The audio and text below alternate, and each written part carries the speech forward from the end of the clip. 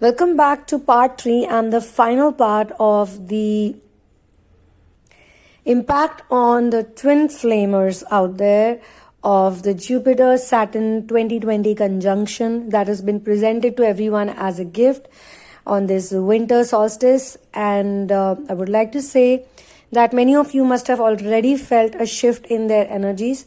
Those of you who haven't, I would like to say you could do more inner work, you could get into therapy. But what is most important is the intention that I want to heal. It's the intention that I want to shift. Because now, whatever inner work you will do, it will become more fruitful and it will be more fast-paced. Like in comparison with what was happening for you in last 10 years or 12 years or 8 years, 20 years, 5 years, 6 years. Now, because of the energy shift on the whole planet itself, that happened last night. For you, it was, for us, it was last night. For some of you, it happened before. So, some of the people also witnessed it. Unfortunately, in my area, it was cloudy night, cloudy evening yesterday, so I could not see anything. Only the clouds were visible. But that doesn't matter because the energy shift or the energy download, upgrade, download, whatever, doesn't happen when you see things. Because now we also need to understand that what we see from our eyes and listen from our materialistic, worldly world ears, that no longer stays true. Because that is a result of the illusionary world that we live in, which we have been giving a lot of importance. We need to go inward and we need to actually find out, feel what is the feeling. Now, the divine masculine is connected to the ego work and the divine feminine is connected to the self-respect work, which means she hasn't been loving herself enough. I mean, she does love herself. By now, she understands what self-love is. But there could be a certain person in her life. It could be a mother. It could be a father. It could be somebody, something that she has been loving more than herself. Now, that is something that the divine feminines need to figure out. They need to find out and they need to heal that. And they need to understand that if you have the source of love within you, then you are not going to be looking outwardly. Now, this great conjunction that's happening, which the world is witnessing, this is also acting like a gateway. It's a gateway for all the twin flamers to get themselves connected energetically with great changes in their life, with energy upgrades basically, because you have to understand that all of you technically are on your own. And this is the biggest truth that you're here to learn. Now, when you become a completely independent entity that completely loves yourself without any ifs and buts, your divine masculine is also going to mirror it. It will be the same for the divine feminines. It will be the same for the divine masculines. Now, for a lot of divine feminines, it has been a hard journey to accept their femininity also. That's why some of us say that there is a certain imbalance that they need to work on. They have been told many times by many people how they are born is incorrect, or what they love is incorrect, or who they are, there's a problem with that. And especially if they are in a false twin relationship for a long time. It doesn't matter, they could even be married to the false twin, they could even have children with the false twin, because I do have clients who have told me that they were in a false twin relationship for many years, and it was just that it took them a while to understand that it was not meant for them. Even though there was abuse in the relationship, and sometimes the abuse was physical and sometimes it was emotional and sometimes it was sexual.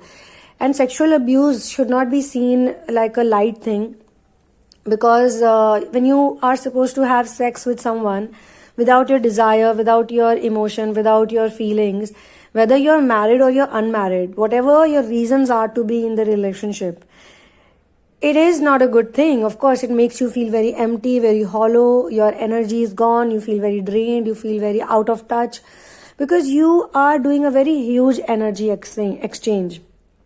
Sex is a very huge energy exchange and it carries a lot of memory as well. and that memory lasts long. So those of you who meditate continuously, who do inner work, who are very inward, they don't even need it. They are very asexual people, and they see sex as just a reproductory tool, because there is so much love, like in a hug, in a kiss, in holding someone's hand.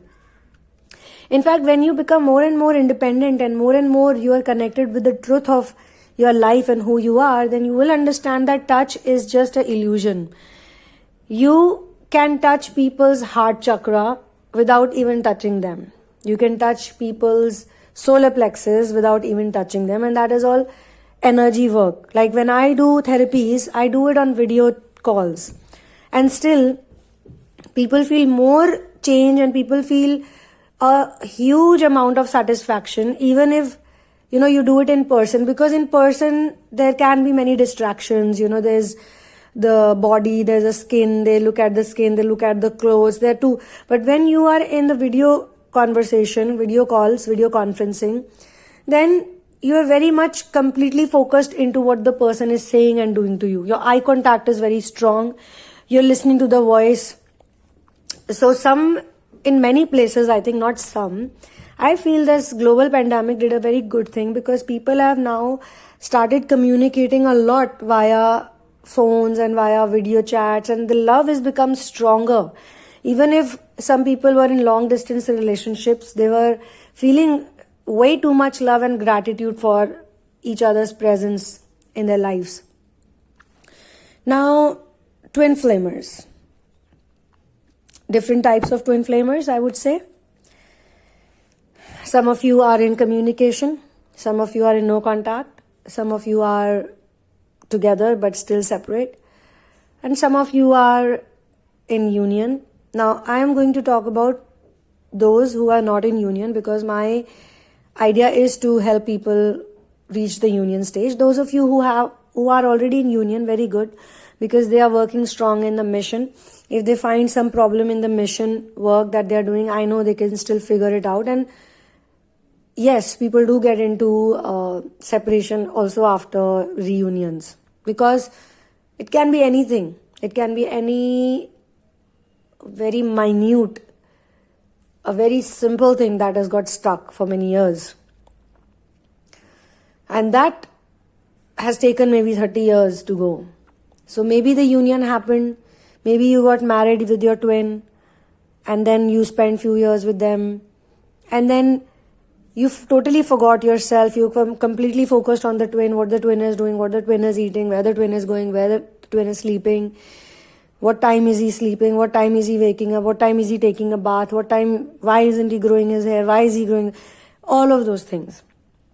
And again, this type of work is better for the chaser, because the chaser, in my opinion, is the feminine, and the feminine needs to know that they don't need to even lift a finger to get their things done, because feminine energy is called Shakti, and Shakti means power. So the real power, the real battery, the real energy is in the feminine. Shiv is happiness, it means happiness, but without Shakti, Shiv cannot be happy. So when the separation happens, the Shiv is also missing the Shakti element.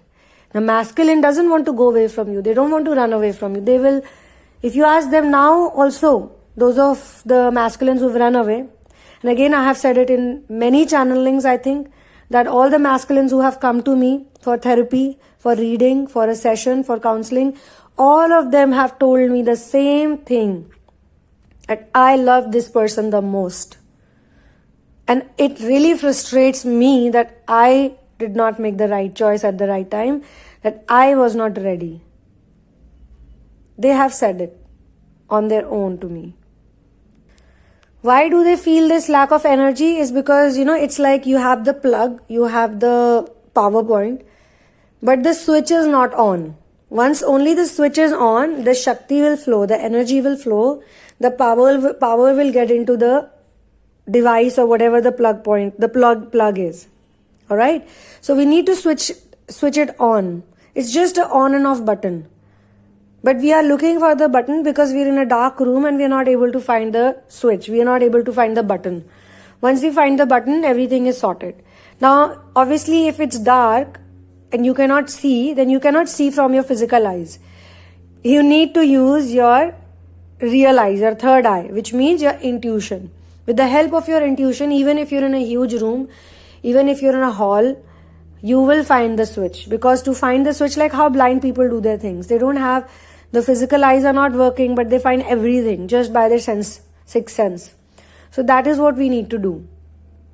What is the conjunction going to do? Jupiter, Saturn and Aquarius combination. It will give you more opportunities to find the switch. It will probably light up some small bulb somewhere in the room. A little bit of more light will come in. Or it will give you something to look for. It will give you a clue, a bigger clue. I'm just giving an example. I'm just trying to make it more fun for you. This channeling more fun for you. So now any which way, we are going to experience a lot of love in this solstice. And this type of love, it transcends the usual materialistic expectations that people normally have in a relationship scenario, any relationship scenario. Because all materialistic relationships are only barter system. I can give it to you in writing on a stamp paper, and it is a truth. All materialistic relationships, they have a barter deal going on, they have an exchange going on. You give me something, I'll give you something. As long as the give and take is happening, it's fine. So when this type of relationship starts, mostly the give and take is a physical give and take. Sexual give and take. You give me sexual energy, I will give you sexual energy. You give me fun, I will give you fun. We will both have fun. But after a while, when you go on having fun, the bodily fun, you get bored, you get tired, and you're like, this is not fun. I thought this is fun, but this is not fun. Because this is what pleasures are. And this is what the DMs also have to learn via experience. That what they think, pleasure can never make you happy. Pleasure can kill your time. Pleasure can give you the illusion that you're happy. You'll probably smile and you'll be like this and that. But in your mind, you'll never be content. You'll never be relaxed. You'll always be frustrated, fidgety, always be very haphazarded. In front of the world, you can say, yeah, I'm very happy, I have this, I have that. But within, you will be a hollow person. You will not have anything. So these current energies for the twin flame, it will help them to surrender more. Those of you who are struggling with surrender phase, because surrender phase, a lot of people think it's very easy to surrender. You just have to say, I surrender. No, it's not like that.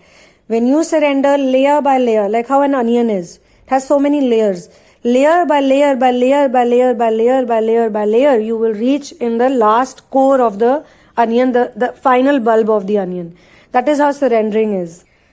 And those of you who think love is not tangible, like air is not tangible, oxygen is not tangible, try holding your breath for 30 seconds or 1 minute. You will know what is tangible. This is how love is. Love is very, very tangible when you feel it.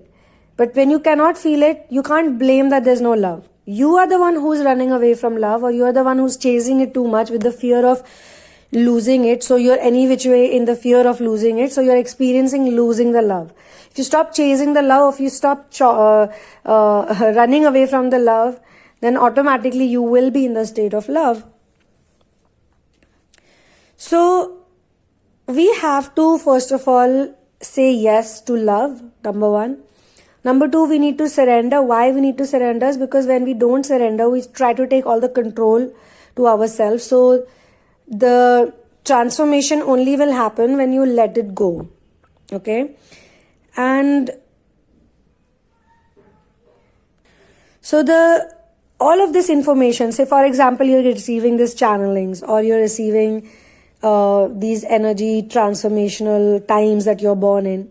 There were people also who were twin flame, but they were born like 50 years back or 100 years back. They could not receive this energy. So you are very lucky to receive this energy, and this will make you feel more elevated because you will be able to surrender more easily. You'll see more people who are doing this. And you have to basically learn to give yourself completely, and you have to know that source, everything belongs to the source. Everything is of the source, for the source, by the source, and you are also source. Your DM is also source. DM, DF, both are source. So if you're both source, how can you be separate? So this clarity you'll get that you're not separate. you will move from duality to singularity. I would be sharing a spoken word poetry about duality to singularity, and I will share it right after this part 3, and you can enjoy it fully, and it will give you a great energy update. I had created it about 3 years back, but I had not shared it so far in this channel, but I will share it now. I think it's the right time to share it. So you will be receiving empowerment, you will be connecting to your higher senses. You shall understand one statement. And I know this because my DM also has said this many times to me, I'm yours, I'm yours, I'm yours. And I've said, you're mine, you're mine, you're mine. I'm yours, you're mine. But then I used to think that I am yours to the DM, but no, I'm yours for the source. It makes me very emotional because when I actually learned to surrender fully, the amount of bliss I felt, and I still feel, I'm yours. There's nothing that's mine. Even my DM is yours. Everybody is yours. And all of us will listen to this. We will be very aware of this thing that we are all one. We are one single unit. We are all going to experience the unity consciousness, and that will make us more responsible. It will make us more responsible also for the future generations, because if your present generation, if you are healed, only then you can pass it on to your future generation. If you are full of wounds, like many parents in the previous generations, the parents were totally wounded. They were so attached, to some things. Like a mother is so attached to her son that she does not love the daughter fully. And the daughter keeps feeling that, why does she not love me fully? And the son is getting very irritated with too much love all coming to him. But don't think that the mother is not suffering. She is also suffering because she is also denying or rejecting the feminine aspect in her, because she has also been taught by her parents. So it's like being victim of the victims of the victims of the victims. It's just being passed on from generations upon generations upon generations, from decadrons. It's being passed on. So we can only give something healthy to the coming generations, and we have to realize that only our biological byproducts, our biological offsprings are not our children only. This attachment has to go. A lot of twin flamers out there will let this go. I know it. For sure this will happen. I let this go many years ago. By grace of God, of course. I was not the doer. But something in me told me that I don't want to have biological children. And even if I don't know what's going to happen. If I also have a biological child, though it would be my attempt to not do so. But if something happens, then also my biological child will not be any different from any other child that I would be sponsoring, or I would be taking care of, or I would have adopted. And my animal children are going to be same as my human children. There will not be any difference. Of course, animals have an animalistic thinking. That's why a lot of us are very close to cats and dogs, because dogs are the bridge between animal world and spiritual world. Even in tarot card, whenever there's a dog in a reading, there are certain cards that show dogs, and you must have noticed it. Those of you who have ever seen tarot cards, then you know that in tarot also there are certain cards that show dogs. Certain animals are shown, like a lion is shown, or a dog is shown, or a wolf is shown. Wolves and dogs are basically from the same family. And that's why there are some people who practice wolf magic also. You will also realize that one thing is supporting the other. The plant kingdom is supporting the animal kingdom. Animal kingdom is supporting human kingdom. Human kingdom is supporting other kingdoms. The angel are supporting the humans. And even if all the dark ages came here, they were also going to help in the earth's regeneration and transformation. After the golden ages go away, then again the earth will go into another pattern of regeneration and transformation. Then there are the extraterrestrial beings who are here to support us and help us and aid us. Now, also I want to say that the most difficult thing to do is serving other people. That's why the twin flamers are going to be more and more into their mission. Be it the DM or be it the DF. Obviously, the DF is going to lead the DM because she is going to show him the path. She is going to show him the way by becoming strong and stubborn in a way. Now, stubbornness is a good thing, but you have to understand where is the stubbornness coming from. If there is a resistance, if there is too many fights going on, or if you are fearful, then obviously there is something that is blocked and that needs to be released. If there is resistance, there is something to be healed. Simple as that. And resistance is futile. And you can also not force other people to be like you. Say, for example, you love someone. Say you love your DM. You cannot force your DM to love you back. If he doesn't want to in that moment believe that he loves you or want to hang out with you, want to meet you, you cannot force him to do that. You love that person, you can love that person in your whole entirety. Just like Radha and Krishna. They both loved each other, but they were there on the planet Earth to live through a curse. And they also had earthly duties that they had to follow. They were there to do the duties and they had to live through the curse. So they combined the duties and the curses together. They took the pain of separation. But again, they knew that they are, who they are, they knew. Because Radha and Krishna have all the memory. They were not taken away the memory. They were mystical beings. So they knew who they were, so they never let the separation become too heavy on them. When you're on planet Earth, and even when you know who you are, or you have the memory of your past lives or your incarnation, that does not mean that you will not feel the pain. The pain will still be there. You just have to learn to transcend beyond the pain. So they were so great, Radha and Krishna were so great that though they loved each other, and though they were separated for whatever XYZ reason, still they never stopped loving each other. The love was so strong. The love became so strong that they are still worshipped together.